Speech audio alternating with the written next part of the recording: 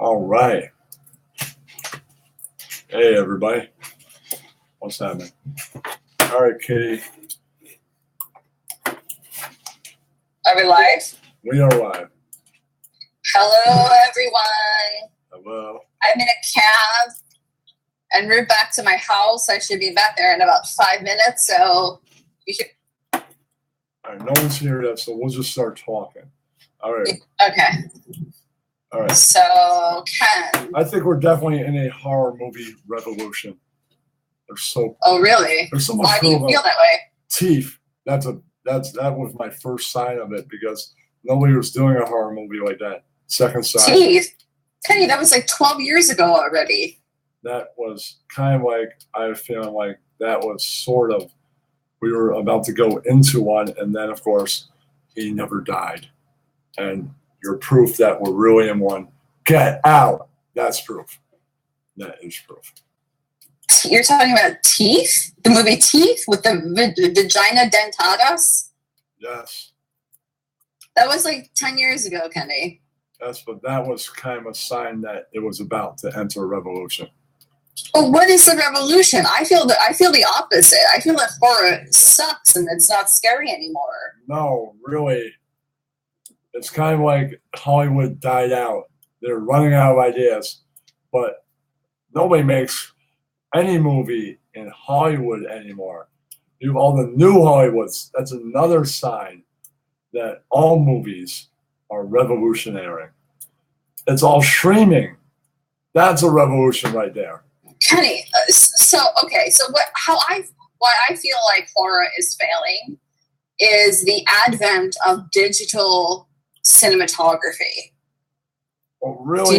Do you get that? What that means? Well, what does it mean? It means that they no longer use film to shoot. It's all digital. Yes, and I feel like it removes a certain quality from the film. Yes, but look at Get Out. That was scary. I was scared by Get Out. It wasn't really scary, though. It was more like a psychological horror kind of film. It wasn't a straight horror film. That's what. It's getting sophisticated. Just like Seinfeld was a new way to do TV. Okay, but I wouldn't even put Get Out into the category of horror. It was horror. Yeah. Hmm. Even a slasher film is going revolutionary. Have you heard of Willie Greer? No. My sister's about to marry him. I'll Google the man. You go to Firefox. He shows up on Google. Let's see. Okay. I'll be back in a second. There we are. Kenny, when you do that typing, it sounds like my dog on a keyboard. Okay. It sounds like how my dog would hit the keyboard. Hey, guys.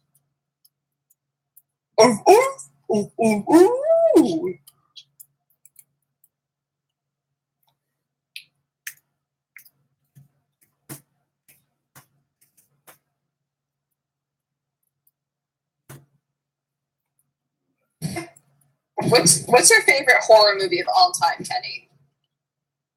Halloween. It's my favorite. Halloween 1? No, I consider Halloween 1 and 2 the same movie.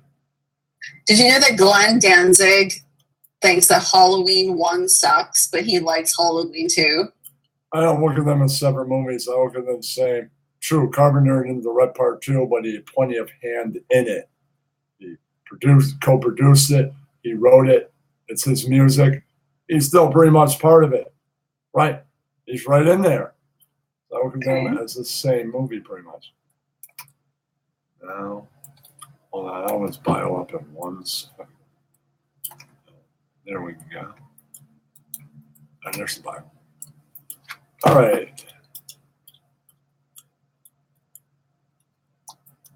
All right. He is musician, composer, author, screenwriter, CEO, writer, producer, Croatian Productions, 2012 to present. Have you heard of that? Mm. Maybe it's well when he takes his film. Let's see. It's on LinkedIn. The last, so I pretty much go to see like every horror film when it goes into the theater. And the last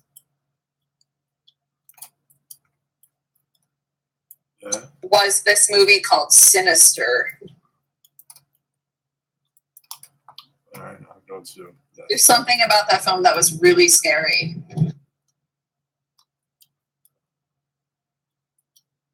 Trying to find out that book he wrote.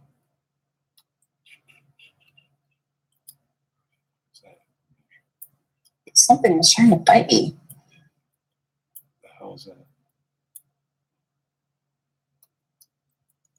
God damn it! LinkedIn, they don't have that book.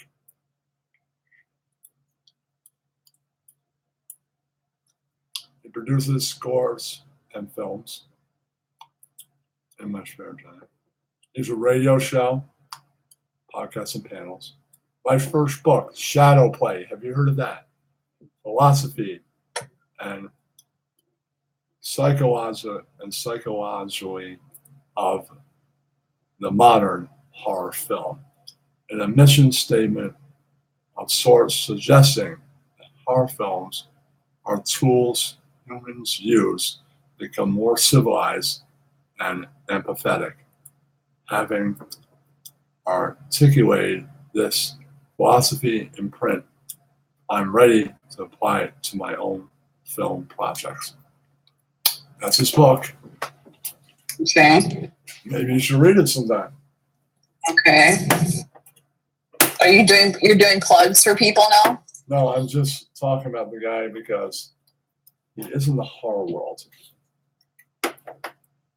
So. And this is your future brother-in-law? Yeah, I thought I'd talk about my wife a little bit, somebody I know. That's all. When is your sister getting married? They have not said a date. Are you going to be the flower girl? No, I'll probably be the wedding. I'll find out. I'll probably be in the audience. But don't you want to roll? Maybe I'll have a role. I would be the bride's brother. Like, you can be the flower girl. You can walk up the aisle, a basket full of roses. Like a... No, men are not flower girls. They'll probably be in the groomsmen. I don't mind tuxedos. Revolutionize that. I have never been I would never be a horror movie geek because I didn't start when horror movie geeks start. That's around 6. I went 2 years later. That's when I saw my first horror film, The Exorcist. And what did you think? Still one of the scariest movies I've ever seen. I agree. Next scariest definitely be Texas Chainsaw Massacre. They have to do it. Yeah, it's pretty scary. My kind of scary because my kind of scary is haunting. Did they choke people in that movie? Another example of haunting is the first suspense horror movie I saw, The Shining. I still have glimpses and dreams of here's Johnny. It's still scary. And of course, there is the next one, which might be the scariest one of them all, Hellraiser. You like that movie? Part 2 was pretty damn scary too. How about Freddy? Freddy's pretty scary, but it wasn't as scary as those. Freddy's not haunting. Well, how about, like you said Halloween, but how about Friday the 13th? That's not really haunting either. I'll move on to other things. It's not really a horror movie. It's Jack the Ripper. That's haunting. Yeah, that is haunting. Okay. And then, of course, there is zombie stuff. That's pretty haunting. Mm-hmm. Like what? The Walking Dead, Night of the Living Dead. The Walking Dead? Yes, The Walking Dead, true, it's survival. The zombie scenes are somewhat haunting. Right, they've come up with But that really spooks you out? They've come up with some pretty scary stuff in the zombie scene. Sometimes they do. They do good work. Yes, they do. And then, of course, there's the four horsemen of the apocalypse. Yeah, that's pretty scary. That's pretty haunting. Yes. Anything else to do with hell? True, you could say most of it isn't real, but Jack the Ripper was definitely real. All right, steps now, so I need 2 minutes. Anybody else that is a serial killer, they're somewhat haunting also, depending how scary and gruesome their deaths were or how mad and monstrous they were. I've had glimpses in dreams where Charles Manson is killing me. Yeah, that's pretty haunting. He has a God complex, so yeah.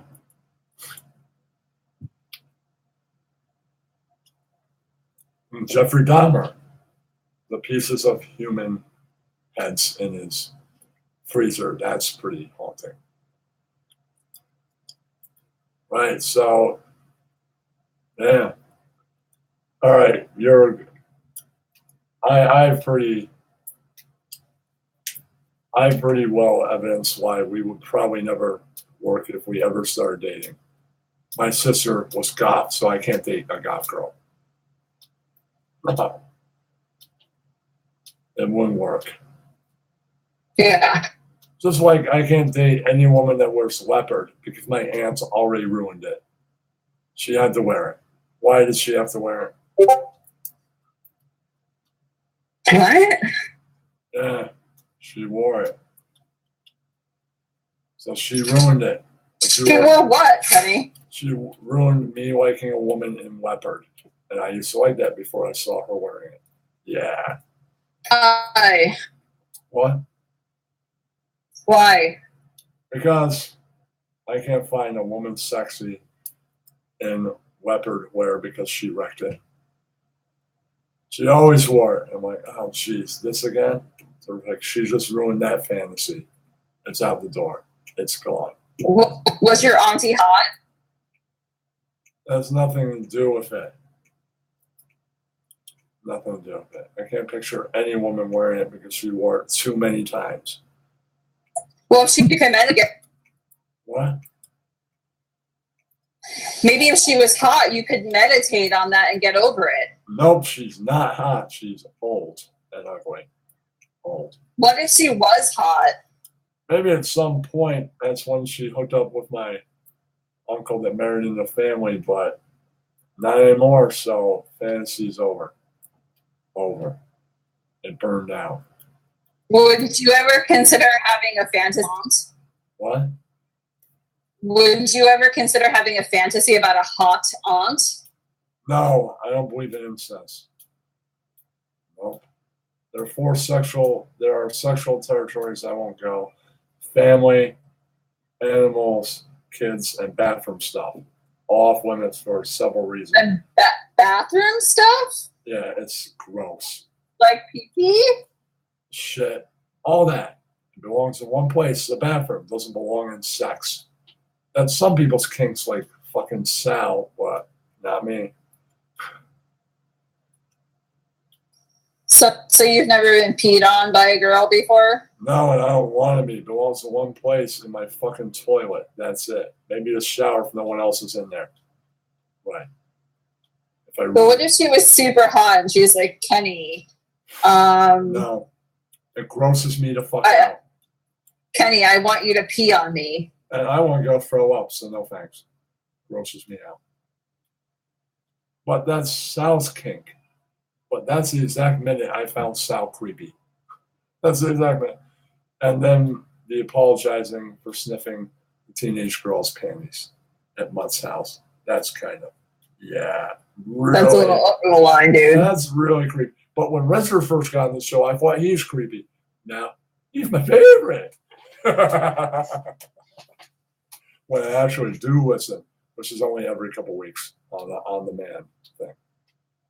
I listen to Sternthology because they give you the old shows, the stuff we miss. And maybe if they got a new, like a few years ago, like a Paul Rudd interview they had today, I'd listen to most of that because I love Paul Rudd. That sounds boring as hell. No, I like Paul Rudd, so I can listen to that. If I like the celebrity, I'll listen to the interview. The rest of the show, I won't listen to at all. Mm-hmm. Right.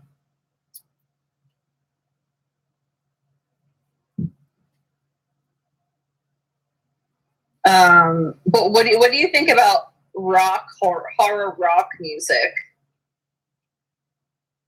I like some gothic music, but not really into it. I've seen one gothic rock band, 45 Grave. You know them? What is it? 45 Grave. No. They were goth pioneers for America. They were probably one of the few goth punk bands. From when? From the late 70s, just like Bauhaus and The Cure. They're all from the same time period. I saw that CBGB's Benefit. Yeah. I went to two of those. One had no hardcore bands, and an anti-hardcore band, Flipper, the Dead Boys, and it all opened with 45 Grave. And unlike the other two bands that all came out at the same time period, 45 Grave had a female vocalist. When was the first time that you went to CBGB's? Let me think. I think I was maybe 15? No, 16. So that was in what, like 1970?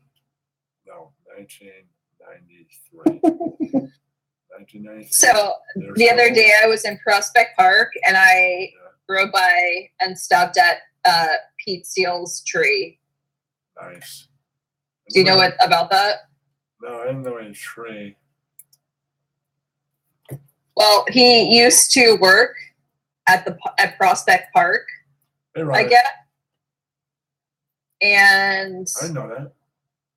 yeah, he used to work at Prospect Park, and they dedicated a tree to him. Of course they did, because he's among the late, unfortunately.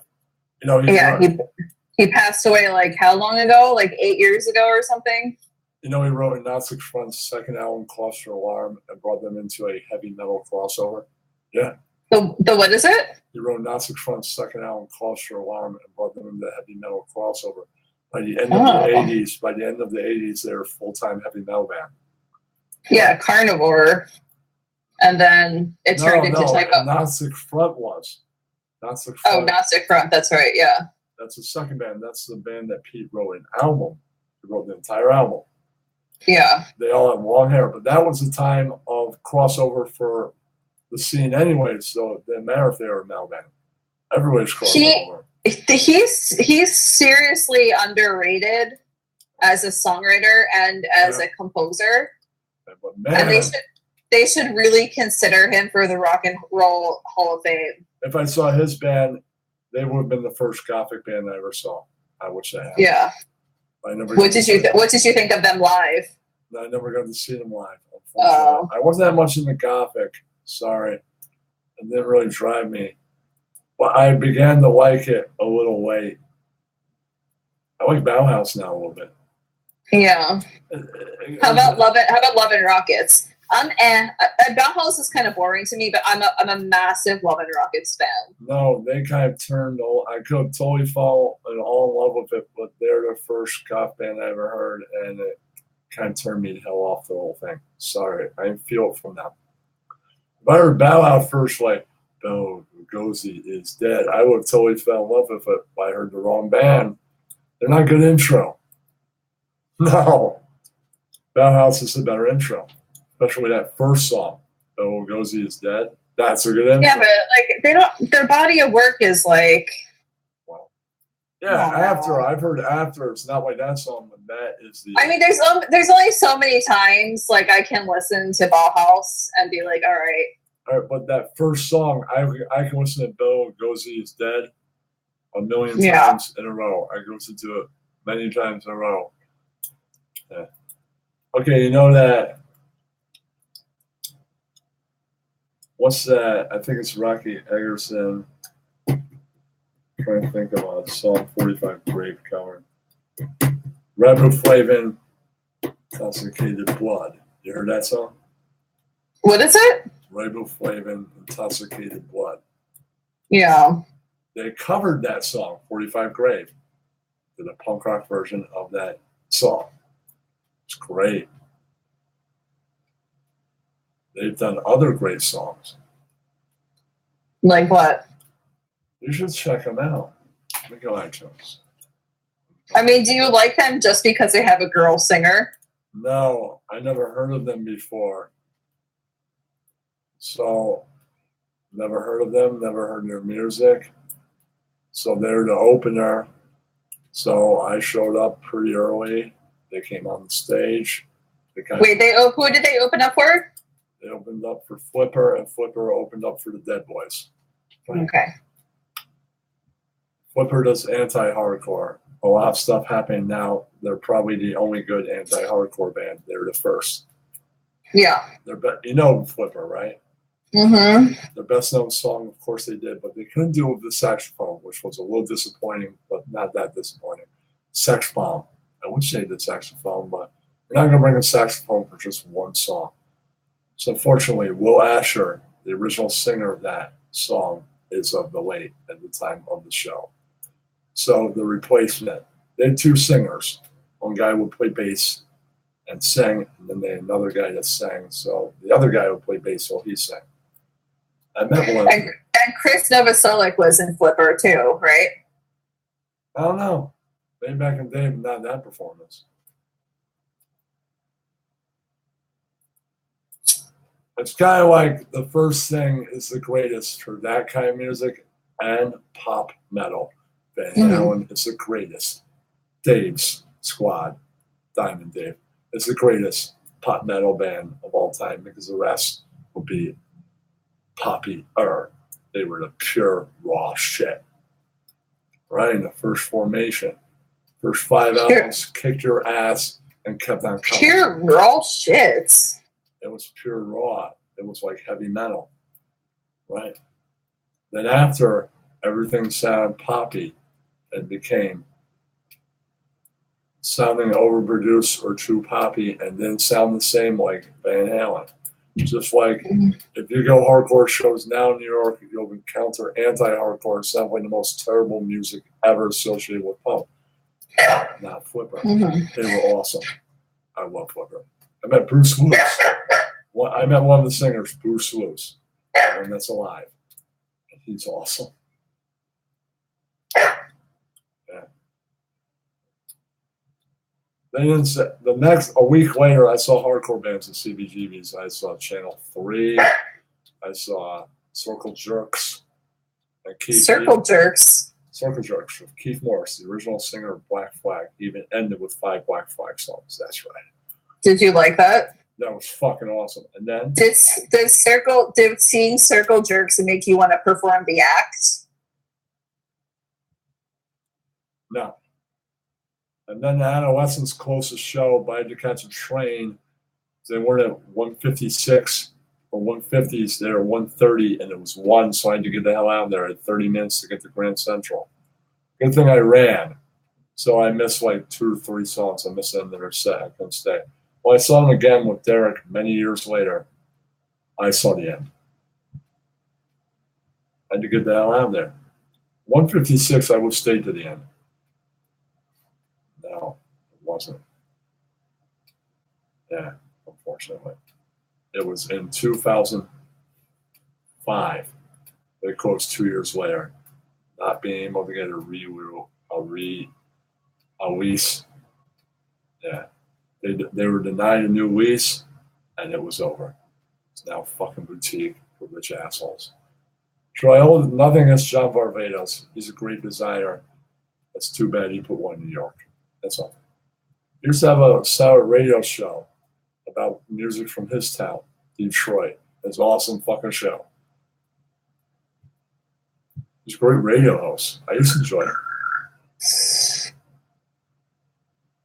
I thought he put some cool music on. That was your day. Okay, let's talk about something else. How was your day? It was okay. I went to the gym. Oh, really? Even though What happened? I was gonna go for my bike ride, but my back wasn't feeling the best, so I did cycling in the rower. Then I got sun and got out there. I like this sauna. You like my new jacket? Yes. It's very ska-core. That's the plaid that represents the punk stuff. Hmm. Yeah, well, I'll tell you my problem with Derek being a punk. He is more here, and he has barely gone there to alt. He's not here. Stuff influenced by punk. What's Derek up to? Did he get a place yet? No, but I'm saying he's stuck. Here's punk, dead center. Here's alt, left, and here's traditional influence punk, right. Right, like ska punk, like cowpunk, like rockabilly, psychobilly, things like that, like blues punk. Right. It's not really into all that. People are asking where Rat Trap is. I don't know. He doesn't really want to be part of Jimmer Nation. Sorry. Okay. Would somebody like to call in? All right, we've been going for a while. They can call it. Let me grab the phone. It fell off. All right, should I put the number up again? It's off the right sheet of paper.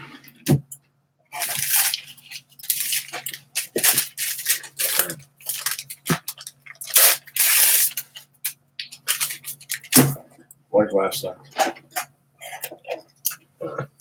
Oh, before I do that, you told me to mention something, right? I'll mention it right now. Somebody texted and mentioned something, right? What? Yeah, you said mention. Kenny. Jimmer Man's live. So, Kenny. Yeah. I'll bring it up later. Don't worry about it. So, Jimmer just went live. What do you want to do?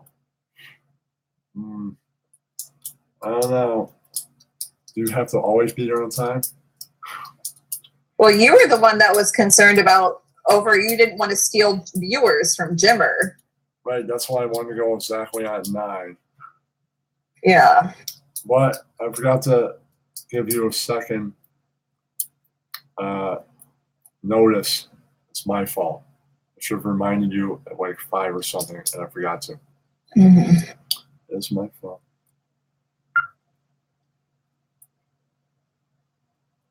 So did it upset you when Jimmer was comparing you to Butthead? What's Metatags? Oh, Metatags. We'll do that afterwards. No, it upset me when the fucking parrot was. I have nothing against Jimmer jokes. The parrot, the guy that repeats every fucking tired ass fucking bit that everybody fucking does, never talks about himself. Fucking asshole. What are you talking about, Kenny? ASMR guy, he's great conversation. So he never talks about himself, so he can mock you. He never leaves any stuff to mock about him. Mm-hmm. He doesn't know it works both ways, right? If I have material to mock on you, then why the fuck are you mocking on me? He seriously does not get that. That's the way busting balls happens. Okay? Maybe you should go learn that. I'll put the number up. I'll make it less than an hour. We go for another 10 minutes. All right? I'm not really stealing viewers.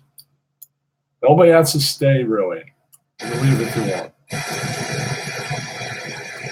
All right, I'll take one phone call in a minute.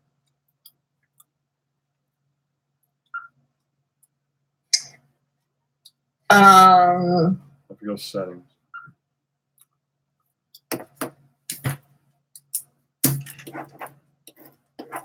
Not every experiment in these shows has to go the same time frame.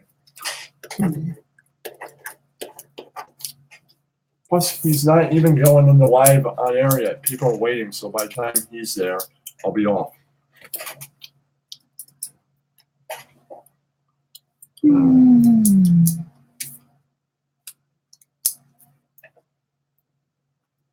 Kenny, what's going on over there?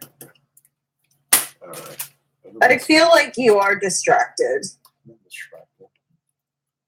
Been a pretty good show, right? Everybody see it? Trying to get it up right. Everybody see Why it? don't you sing us a song? You see that? Mm-hmm. You all see that? Is that your phone number? Yeah. Did I write it wrong?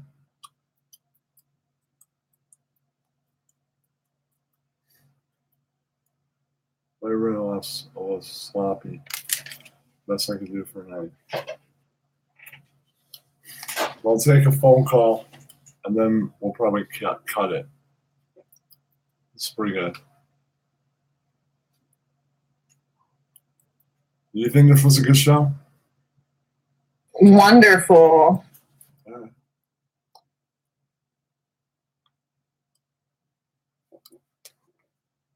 Kenny, tell me a secret. I don't tell secrets on this show. Okay. It's not about that.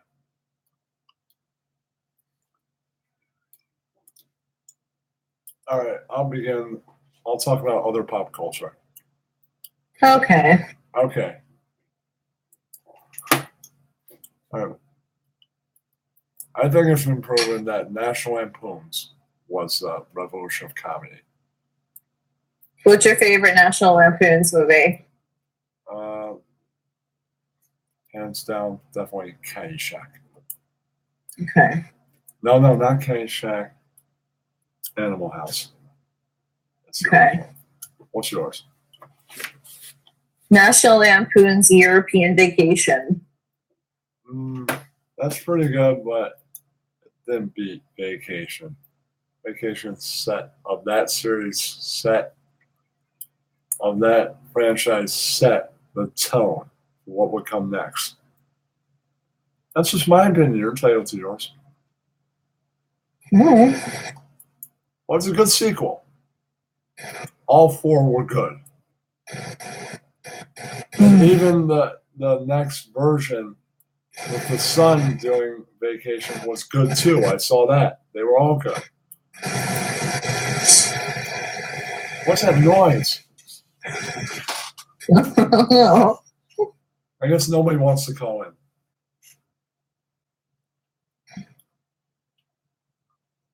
Nobody? I'll take one phone call. Anybody? Somebody doesn't think that Caddyshack was a National Lampoon's movie. But yet it was. It had people from National Lampoon. Chevy Chase. It had the Murray brothers. Yeah. That's National Lampoon people. Yup. Yeah. It doesn't have that in their name. It had people from National Lampoon in. They also had a live show before the radio hour every night. Then all those people ended up on SNL after the radio hour went out.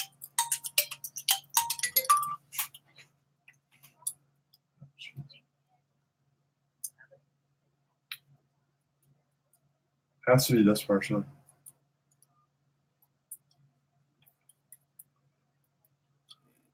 Hold on. Oh, Yeah? am I on the air? You're on the air. What do you want? What's up? I just wanted to tell you, Kenny, Yeah. that you're doing a mighty fine job over there. Thanks, man. Yeah, I'm Okay. really digging the hat. Do you Why like are you wearing the hat? do you like horror You got a films? $60 haircut. Do you like horror films? What? Do you like horror films? Now, you really need to get yourself stupid, bro. What? Shit's all fucked up. Do you like horror films? Man, speak English, man. Do you like horror films? Jesus. Oh, horror films. My bad. Yeah. I What? like horror films. I like Texas Chainsaw Massacre. That's my favorite. Kenny, I think this is Danica. Really? How's it Danica? Danica's in fucking on air. Look it, I just wanted to see if you really recognize my voice. But guess what? You can't, because I gotta change back. Ain't no woman no more, Kenny. Who is this? Jesus. This is David Bass. Oh, hey, what's up, David? Who do You see, think you're it wrong. is? Because Helen Keller, that plays Danica, is in live on air, so he couldn't be here. I don't even know the jibber jabber tales. Okay, I also love Chainsaw Massacre, so I'll ask you one more question. We were just talking about National Lampoon. What National Lampoon movie do you like? National Lampoon. Man, I was born in 93, man. I don't know what the fuck you're talking about. All right, David, I'm going to end the scope next. Thanks for calling, dude. Thank you. Appreciate you, Kenny. All right. Have a good one, everybody. All right. I'll see you in the next show tomorrow night. All right. Also,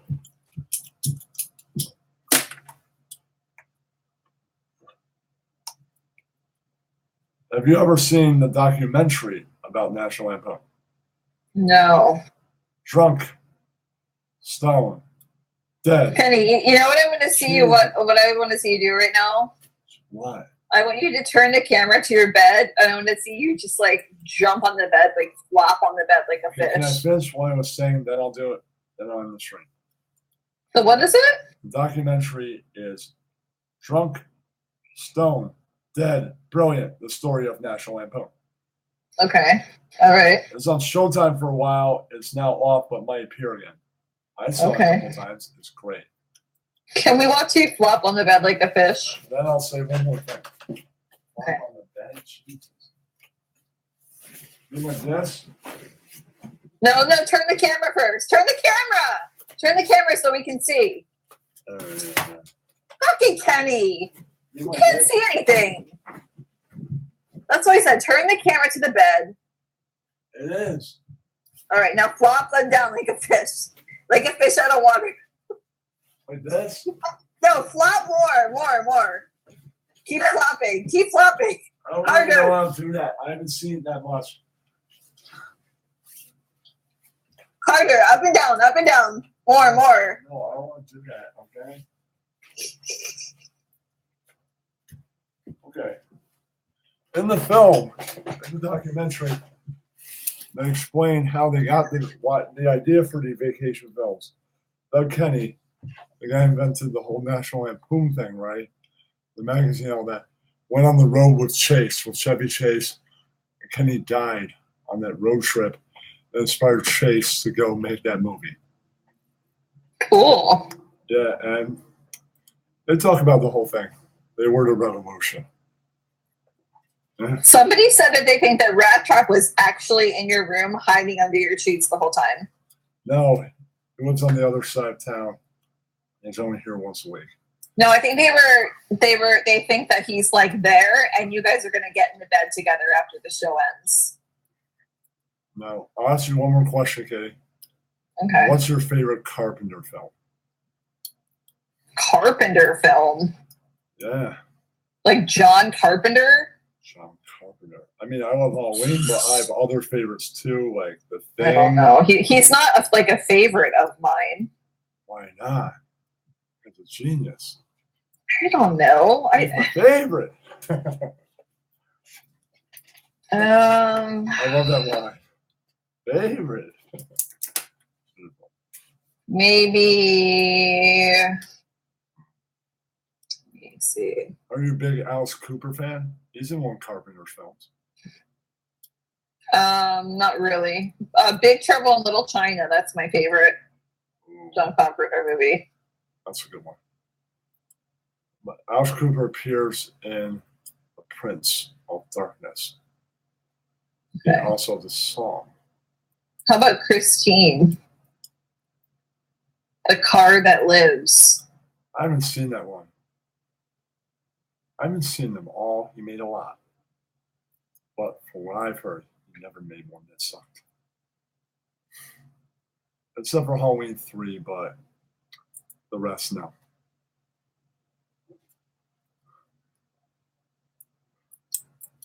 Cool. All right, I'm gonna end because Jimmer's on, but he's not even in live on air, so you're not missing much.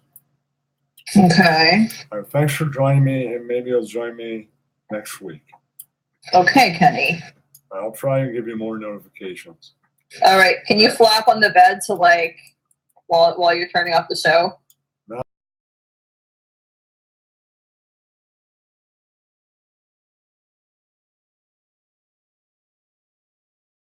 Kenny. Bye, Kenny.